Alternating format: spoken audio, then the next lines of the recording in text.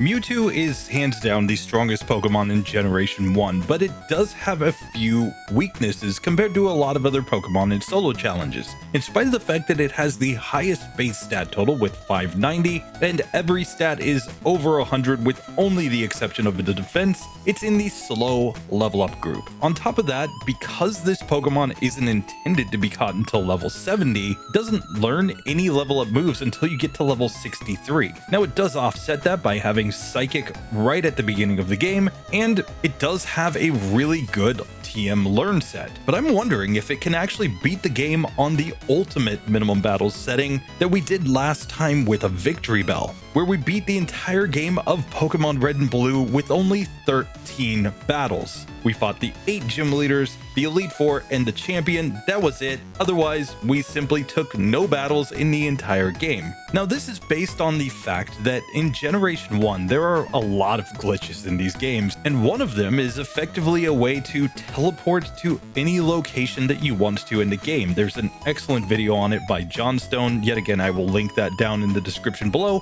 What we're saying, however, is just that we could use the same logic to effectively take a Pokemon and fight any trainer that we wanted to in any order. And that means that we can fight any gym leader in any order that we want to, but we're gonna try to beat the game fighting only gym leaders and then the Elite Four. Now, Victreebel managed this without actually that much difficulty because there are so many battles that are just completely free for a grass poison Pokemon. Add to that Victreebel has access to the badge boost glitch and has an excellent move pool and is in the medium slow level up group. It means that Pokemon is really overpowered. Mewtwo here, however, is slow level up group, doesn't have access to the badge boost glitch unless we win double team, which we will not. So this might actually be impossible, but we're going to test it out to find out. So Professor Oak is going to invite us to his laboratory because we must do research on this. And of course, we are going to get access to the genetic Pokemon Mewtwo. So we are going to be running Ultra Mewtwo on this Ultra Minimum Battles setting.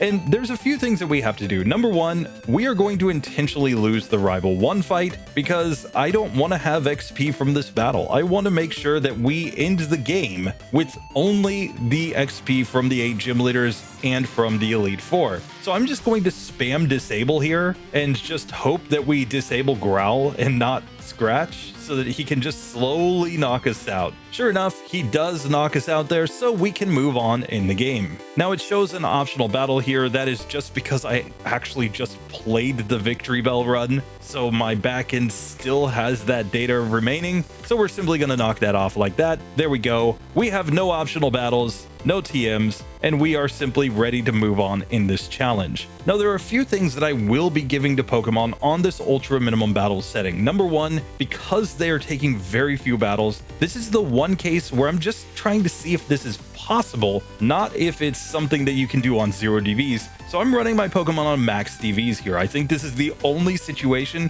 where Max DVs actually makes sense. Number two, I am giving my Pokemon vitamins. Because we could technically teleport anywhere, we could simply get ourselves the vitamins that we wanted from any location in the game, but you could also use things like the color case in Pokemon Stadium 2 to simply transfer those items into your game. The same is true for TMs. We can get access to any TM that we want, with the exception of the TMs that I consider to be broken. Those are Bide, Double Team, Rest, Toxic, Substitute, and Mimic. Those are the moves that I do not want to use. I would not consider them legit in any of my challenges because they're just kind of saying that Pokemon's moveset sucks and you don't have anything better. Finally, I am running this in Pokemon Red and Blue, but I do have a Gen 2 color mod on. You can just Google that. And with that, we are simply going to get our setup and get into this one. So first things first, I have set up so that we have 10 of every single vitamin in the bag. We're simply going to slam these here at the beginning. Yes, it will raise our stats so that we're appropriately set as a Max DVs Mewtwo with the stat experience as much as you can get from vitamins. and that's going to be our baseline. Now, keep in mind, vitamins don't add that much in the early game, but they do stack up an awful lot in the late game because the effect of vitamins as well as DVs is dependent on your level. So we can see here that now we have 19 attack, 17 defense, 21 speed, 23 special at level 5 with 29 HP. Outside of that, we are giving ourselves 12 rare candies, which are the number of rare candies you can get in a standard solo run, 4 elixirs, and 2 max elixirs. Yet again, you can get 2 max elixirs in a standard solo run, 1 in the power plant, 1 on cycling road. And with those items in tow, we're basically ready to go into this challenge. Now the question is just what gym leader do we want to fight first? We're obviously at level 5, so we're going to be under leveled for everything, but we may as well go fight Brock first just because he doesn't really pose any challenge for this Pokemon.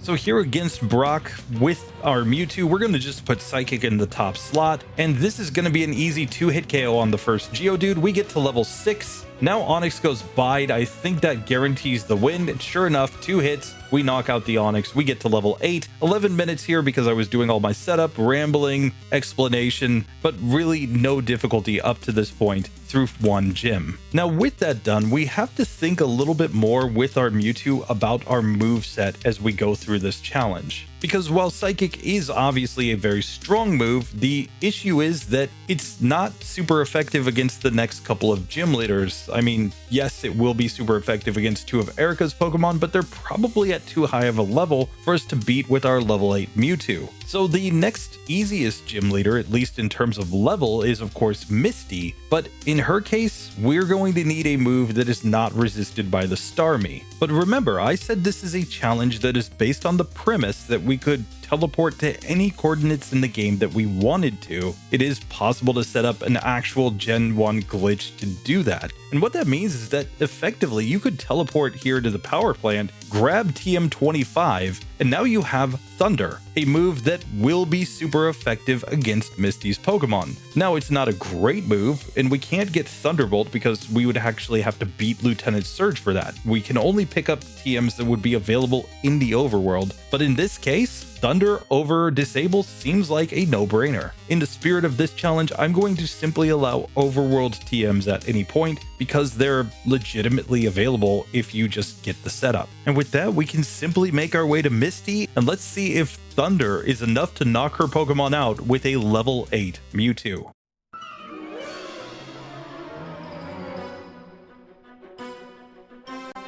So against her Staryu, of course, we are slower than this Pokemon, and Water Gun does decent damage, but Thunder is a 1-hit KO when it does manage to connect. She X-defends on Starmie, we did half with a critical hit Thunder. Then the Water Gun does massive damage though, and she knocks us out on the next turn. So we're going to have to get better luck than that to actually hit Thunder and hopefully get the crits. We do have a 25% critical hit chance. But unlike our Victreebel last time that came in here and just one-shot both of Misty's Pokemon, here we have to get a crit just to one-shot the first Staryu, and then we take massive damage from basically everything from Starmie. Now, if we can hit 3 Thunders in a row, we might just be able to get through, and finally on the 4th attempt we get it, but it's pretty clear that Mewtwo is a lot weaker than Victreebel in this one. 19 minutes and 40 seconds to get through the Misty fight. We're up to 3 resets, whereas Victreebel didn't have a single reset in this section of the game. And with that done now, of course, we've got 2 gym badges, but we're going to have to figure out which way we want to route here because we're just massively under leveled. So considering our fairly low level, I think the only trainer that makes any sense here to fight is Lieutenant Surge. Like in Pokemon Red and Blue,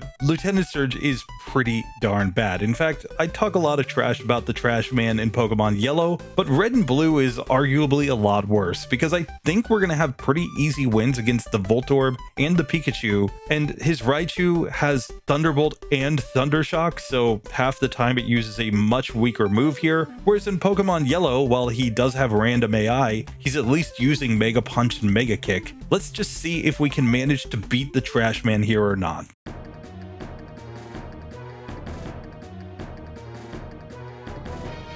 So first up, we've got the Voltorb, and the only good play here is just to go Psychic. It can go Sonic Boom on us, but Psychic with a critical hit at least got it in a 2-hit KO range. Pikachu's out next. It's another 2-hit KO here. We're not getting great ranges on this one. Now he sends out the Raichu, and we get a special drop on it, but we just were on such low health that a Thunder Shock knocked us out. Still, I think this one's mostly just going to be random, because if he goes like Screech here with the Voltorb, we're perfectly fine. And of course, he can X speed, and it doesn't really matter to us. So back to the Raichu again. This time it goes Growl, but then we get the Thunderbolt. Now we got a special drop on it, but we were fully paralyzed, so we couldn't knock it out that turn. This time we get a much better range though on the 3rd attempt. So we're just hoping not to get too many Thunderbolts here. We get paralyzed by Thunderbolt, and then he knocks us out with a crit when we had him on red health. And I think this is really just the effect of Mewtwo being in that slow level up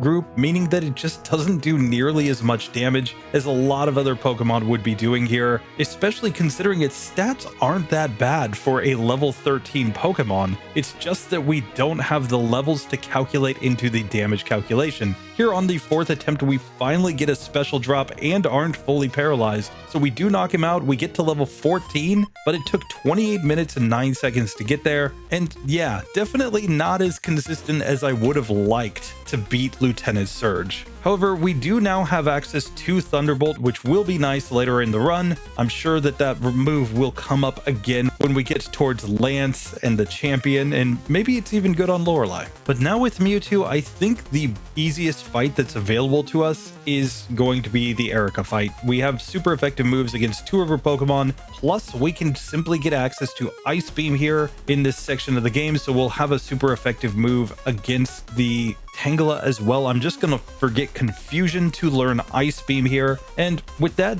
in the worst case, I guess we could fish for the Freeze, but we're gonna try to use Psychic to get through both the Victreebel and the Vileplume. Let's see if it actually works.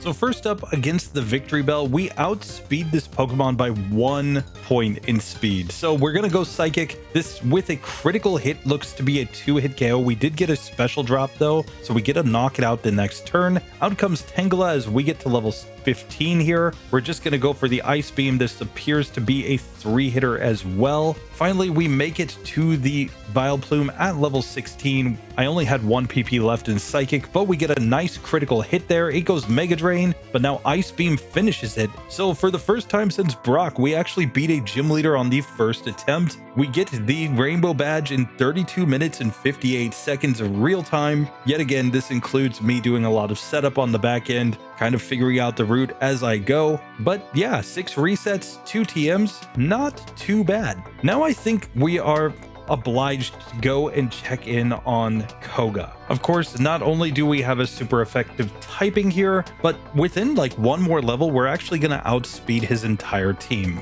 And I'm quite sure we'll gain that level as we're fighting the Coughings and Muck. So as long as super effective Stab Psychic is enough to 1-shot or maybe 2-shot the Pokemon, we might have a chance here. Now, fortunately, I don't think we need any moveset changes for this fight. It just comes down completely to whether or not Psychic is enough. Keep in mind, we're only at level 17 with Mewtwo here though, and we're gonna see that all of his Pokemon are like double our level.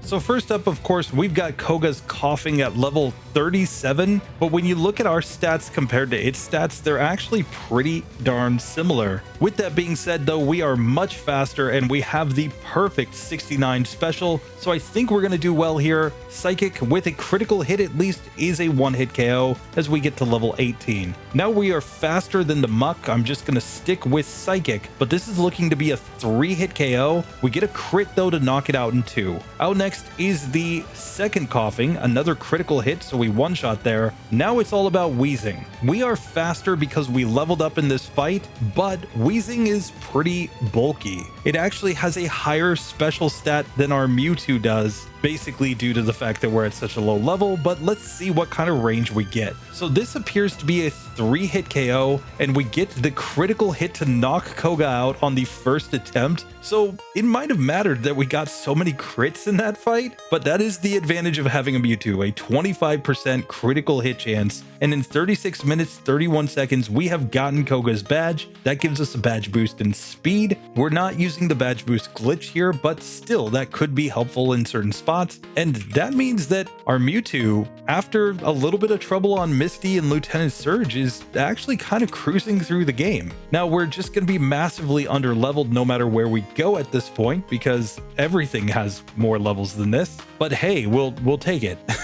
But with Koga out of the way, there are only 3 traders remaining that we can fight before we go to the league. And those are Sabrina, who's not going to be great. She's got psychic type Pokemon, and at our low level, we're probably not going to be doing that much damage to them. We've got Blaine, who, while yes, he does use full health super potions in this version of the game, something that they patched out in Pokemon Yellow, which makes him significantly better in that version. He's still probably going to be pretty tough, given that he could go take down or Fire Blast with his Arcanine, and we don't have anything really good for fire types. Like Bubble Beam, even with super effectiveness, is weaker than Stab Psychic, so we would never really want to use that move. But since neither of those are really good options, I think the only decent option at this point is to go and try to fight against Giovanni. Giovanni leads off with a Rhyhorn that should be pretty easy to KO, and then both of his Nidos are weak against Psychic, and the Rhydon doesn't have great special, nor does the Dugtrio, so we can probably knock them out with something like Ice Beam, and that actually could be a case where Bubble Beam would be pretty strong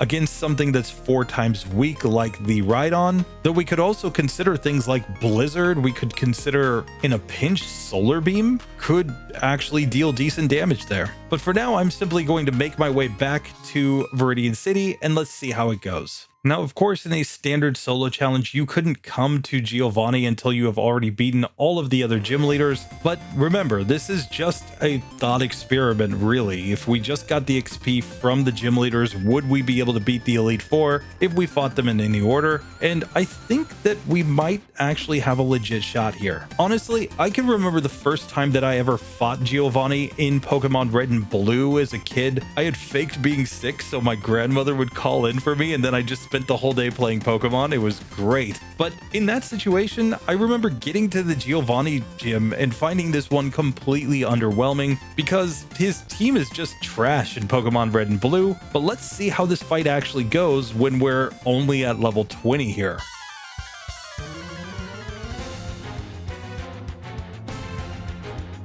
So first up here against the Rhyhorn, obviously we're going to outspeed this Pokemon. I'm going to see what Ice Beam does. It does about half, but then he goes Horn Drill, so we easily get the KO there. Out next is the Dugtrio. He goes for Dig, and Dig just one-shots us because we're at half this Pokemon's level, and we're never going to outspeed this Pokemon. It's got 112 speed, so we just have to find a way to get through that Pokemon, and it might come down to Freeze Luck or getting it to use something like Growl on us. But here, after 10 resets on this battle, we have never gotten through the Dugtrio. At level 21, we're simply too weak to be able to take down this Pokemon. And honestly, it just all comes down to the fact that we can't survive against a single Dig because we're at such a low level. So the only other possibility that I can think is to go and try to fight Sabrina now and just hope that we can cheese her AI. Of course, the final Alakazam will never try to attack us, but I think the other Pokemon will. So it's just a matter of if we're survivable enough. Now, what I do think is pretty clear is that we're going to need a physical move, and definitely something that is stronger than Swift. So I'm actually going to add on the move Body Slam here. Of course, we can get Body Slam on the SSA, and it is an overworld TM. So we're simply going to add this on over Swift, and we're going to see if Body Slam, the chance to paralyze our opponents, on top of the fact that it's pretty decent physical power, is enough to get through things like the Kadabra, the Mr. Mime, and the Alakazam. Let's see.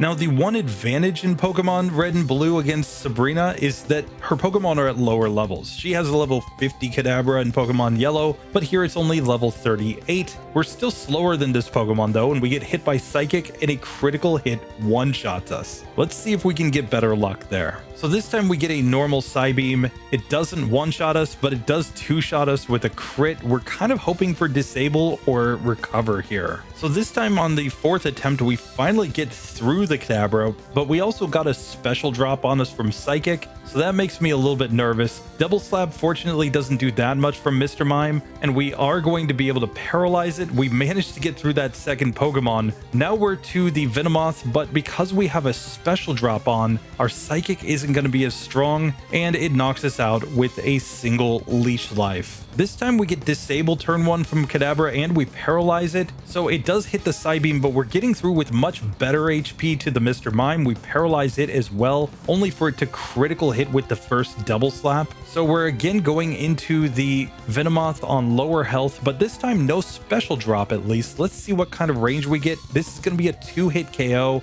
and the Leech Life is simply too strong, and we go down. So it seems like we've reached a point where we don't really have a choice but to go for rare candies here, because we can tell by the ranges with Body Slam that a move like Hyper Beam would not be one-shotting here against these Pokemon, and it's not like there's any sort of super effective move here. And if we're not easily getting through these Psychic types because we're still taking massive damage from them when they use Psychic moves, it kind of tells me that we're probably a bit under-leveled to take on this fight. Now, with a few rare candies, we should be able to reach a point where we outspeed the Kadabra, and that might be our best strategy. At level 23, we should be in a speed tie with that Pokemon, so let's just see what that does to the ranges. Now with a critical hit, we nearly one-shot. It turns out to be a two-hitter, but we also got a special drop there from the Kadabra, so we're going to be weaker going forward, but we do get through Mr. Mime nicely. We get to level 24 here. Psychic still appears to be a 2-hit KO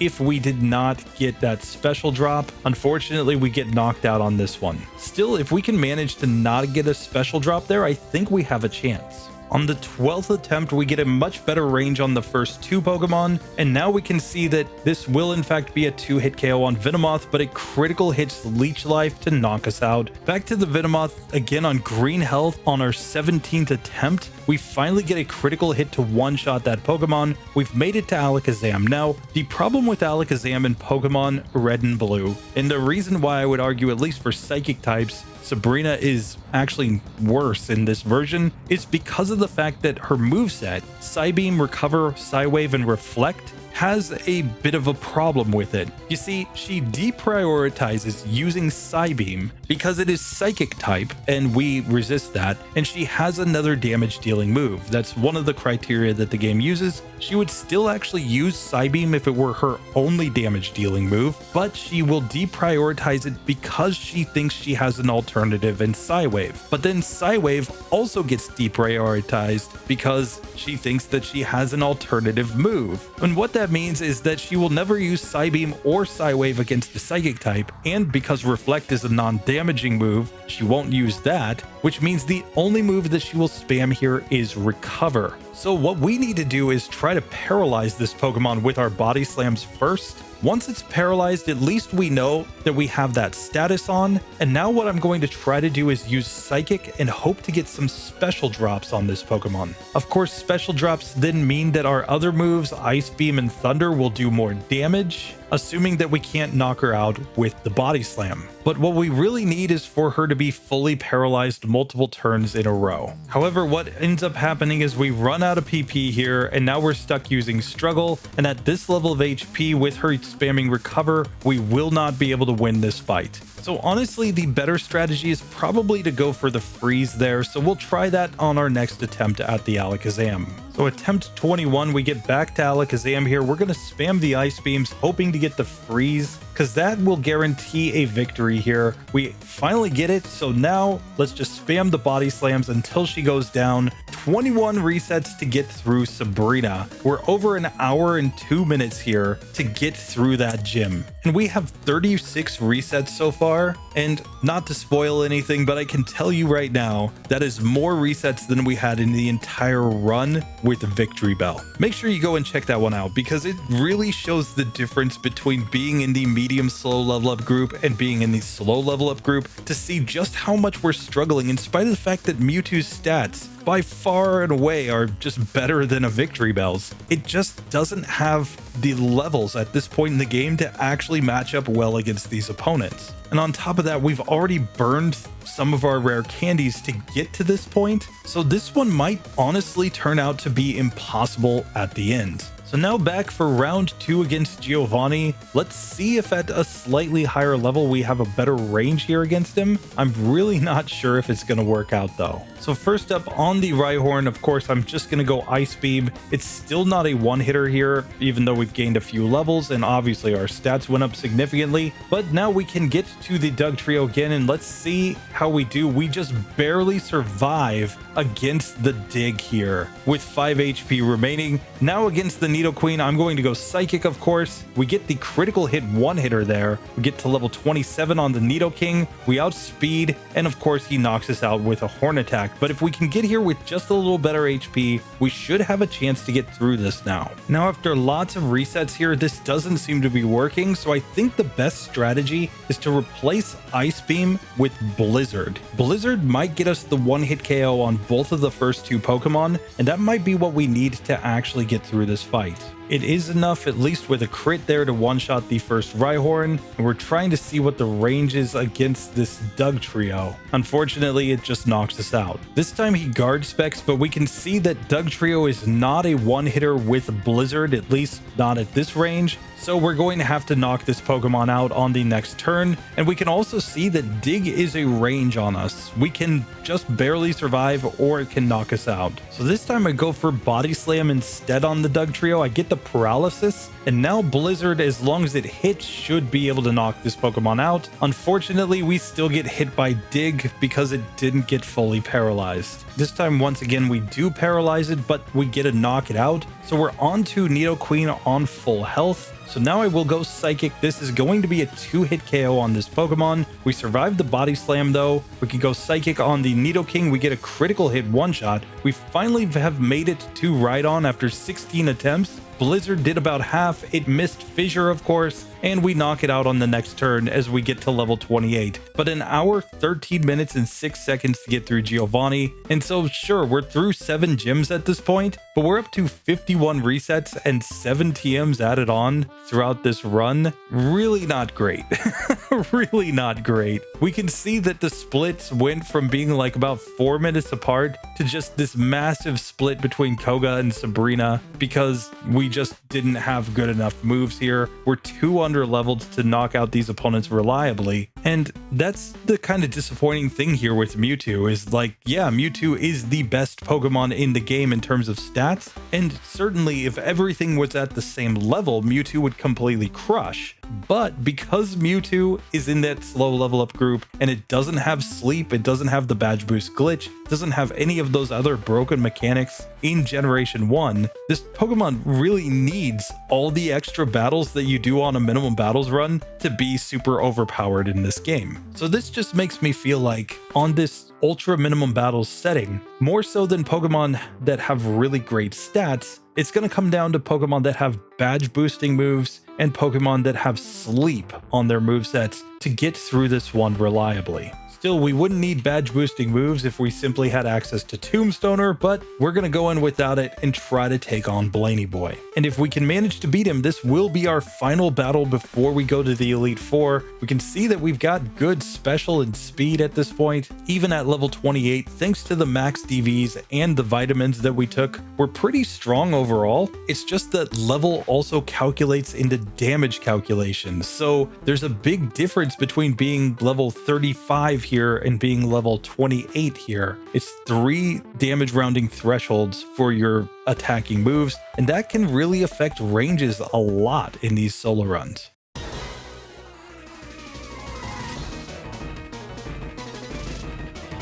but we've got to see if we can manage to beat Blaine here. Of course, he leads off with the Growlithe in this version, so we have a pretty easy setup here. I think we just simply Psychic this Pokemon. Maybe we go Body Slam, but it's going to be a 2-hit KO either way. Out next is the Ponyta. We are already faster. I'm going to Body Slam it just to try to get a free turn off of it. It turns out to be a 3-hit KO here, probably a 2-hitter with Psychic, but still, we managed to get through. We are already faster than the Rapidash. Yet again, I am going to Body Slam here, just hoping that we get some free turns. We get a special drop here as he goes a Super Potion, and then he goes Growl, which is actually kind of nice. We'll just Psychic this one down. We're on full health to the final Arcanine, so here we will go for the Psychic. We get a special drop, which helped against that Fire Blast there, and this looks to be a 3-hit KO after the special drops. He's just using Super Potions, so we actually beat Blaine on the first attempt there. It all comes down to the fact that we outsped. We got really good luck with his move choice. He was using things like Growl, and we got that very timely special drop to make it so that the Fire Blast wasn't that big of a deal.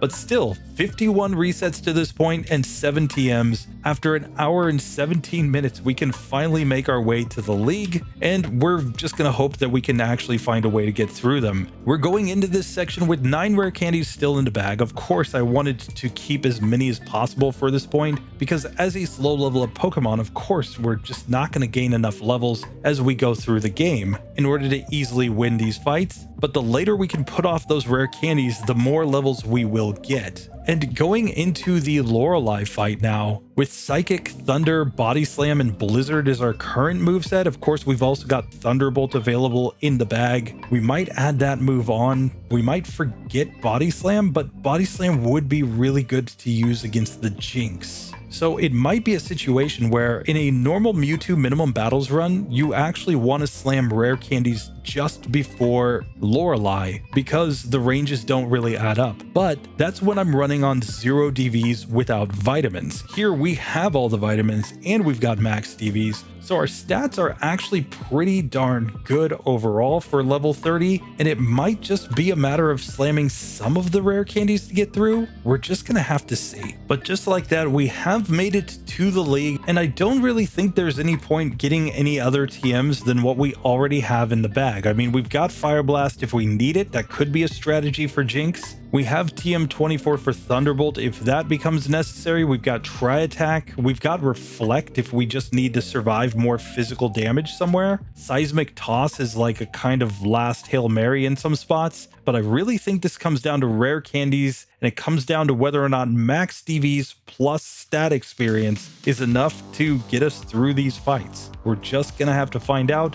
starting with Lorelei with our current moveset and our current level. Let's just see if we can get this to go or not.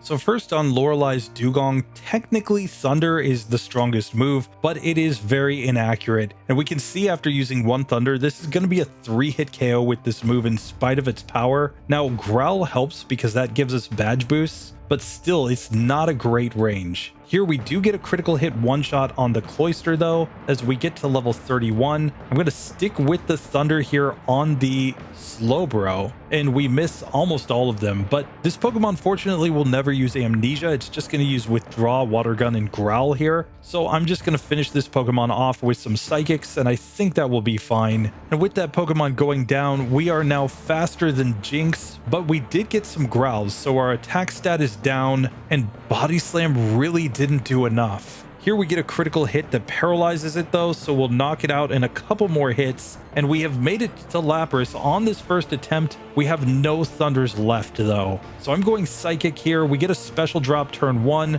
but Blizzard still knocks us out. So I think it's clear to say 2 things. Number 1, even with Thunder, we were not getting good enough ranges on those water type Pokemon. And number 2, we might need more PP and moves that are good against those water types. So it might be worth it to go Thunderbolt here, and it might just be worth it to slam some rare candies. So I'm going to start by replacing Thunder with Thunderbolt, but then I'm also going to use the rare candies here. I'm going to get up to level 33, which is a damage rounding threshold, and just see what that does to our ranges. So here with Thunderbolt, we still have 3-hit KO range against this Dugong, but we get it nicely there. Out comes the Cloyster. We're going to have a 2-hit range here, but again, Thunderbolt is 100% accurate, so outside of a Gen 1 miss, we will always hit that move. And here we have a 3-hit range on the Slowbro. We're back to Jinx, where we have 1 Growl on, but Body Slam with a critical hit did about half. Now she's super potioning. Double Slap doesn't do that much. She goes Thrash, which is pretty terrible. We're on low health to the Lapras. Here, unfortunately, the Thunderbolt doesn't do that much damage. It's going to be about a 4-hit KO here to take this Pokemon down. So I think we have to go a little harder on the rare candies. So back again at level 35, we did just slightly less than half to the Dugong, but we did manage to knock it out in 2 hits with Thunderbolt. Here we paralyzed the Cloyster, so we're going to get a 2-hit range here. I'm just going to finish it off with a Psychic. And now on the Slowbro, it did about half with the Thunderbolt yet again. We got 1 Growl from the first Dugong, so again, our attack stat is a little bit lower, and we're just kind of hoping to get the range. We get through to the Lapras on green health here. So now let's see what Thunderbolt does. A critical hit did about half. She misses a Blizzard. We hit the next Thunderbolt. She goes Hydro Pump, and with that, we finally managed to win. So it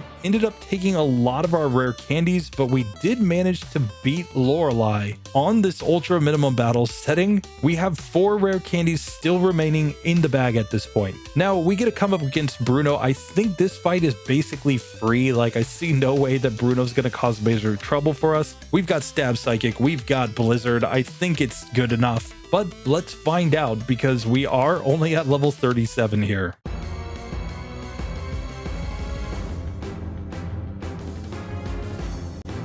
So first up against the Onix, I think we just go Blizzard. We get an easy 1-hitter. Hitmonchan's out next. We'll go Psychic. Easy 1-hit KO. Hitmonlee, let's do Psychic. Same thing, another 1-hitter. Out comes the Onix. Let's just give it the Blizzard. And finally, Machamp. Psychic is going to be a 2-hit KO, but it just goes Leer. So we get through Bruno with no damage on the first attempt. So that was very nice. And now we get Agatha, where given the fact that we're a Psychic type with Stab Psychic, I think we're going to be okay here, but let's see if we actually get the ranges given that we're at such a low level. We're coming in at level 38 here to try to beat Agatha. Still, the Max DVs are helping a lot here. We're all the way up to like 115 attack, 100 defense, 131 speed, 149 special, and the stats that show in my overlay on the left side include the badge boosts that we've gotten from the gym leaders we've beaten so far. I think this moveset will be enough, but I'm gonna slam 1 PP up. I only picked up 1, but I'll throw it into Psychic here just to have a little more PP for this fight, and let's see how it goes.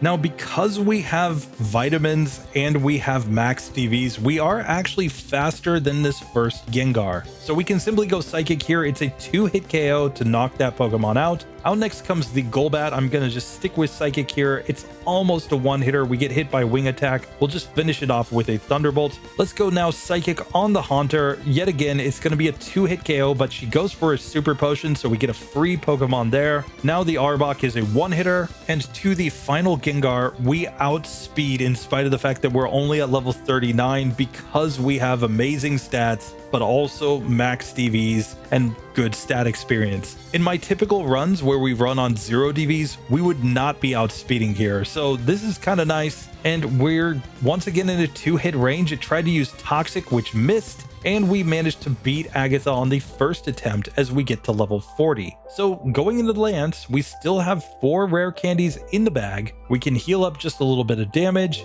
and recover some PP. And now it's time to see if we can get through this. We have Blizzard, we have Thunderbolt. We should have everything that we need. We're going to be outsped, I think, by the Aerodactyl, but I think as long as it doesn't go Hyper Beam, we're probably okay. But let's find out.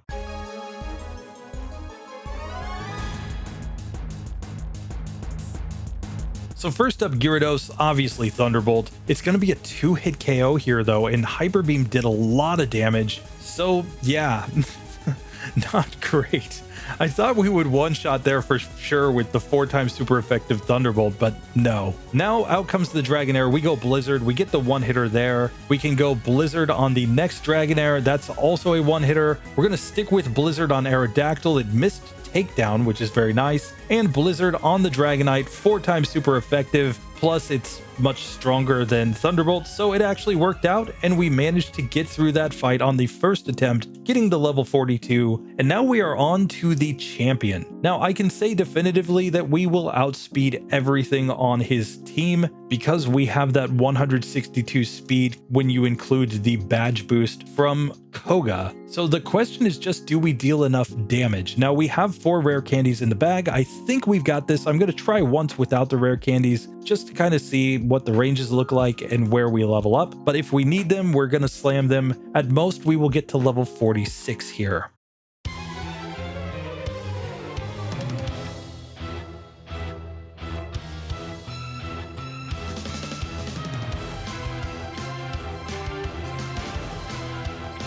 So here against the champion, we're going to lead off with, I think, a Thunderbolt on this Pokemon. I want to save Blizzard for the Exeggutor. It's a 2-hit KO with Thunderbolt. Out next is the Alakazam. We're going to Body Slam. He goes Psybeam, and Body Slam appears to be a 3-hit KO. He full restores on this Pokemon, though, and that was kind of the worst case scenario. The full restore guaranteed that we lost that first attempt. Still, we don't even have Alakazam in a 2-hit KO range here, so I think this is a good time to slam our 4 rare candies and just see what kind of range we get at a higher level. So now I'll try Blizzard here just to see. We critical hit and get the one-shot on the first Pidgeot. Now we are getting a 2-hit KO range with Body Slam, but he went for Reflect. And that makes me think maybe Blizzard is the play. We don't quite get the range. Here we get a critical hit.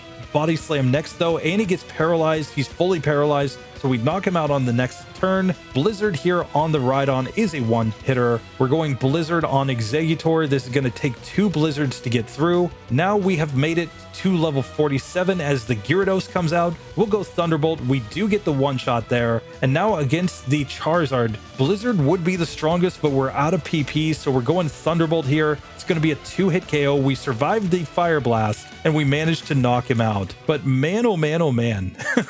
An hour 32:12 to get through that, but our score says it all. We had a lot of trouble in the middle game with this Pokemon. The fact of the matter was that we ended up with way more resets than we had with Victreebel, and we had to use a lot more TMs because we couldn't rely on sleep, we couldn't rely on badge boost glitch, we didn't have any way to boost our stats in battle, and that means that Mewtwo in this setting is inferior to a Victreebel in every way. Just plain and simple, Mewtwo doesn't stack up. Now, I highly recommend that you go and check out the Victreebel run because it was a heck of a lot of fun, but man oh man, Mewtwo proves that other Pokemon can do this.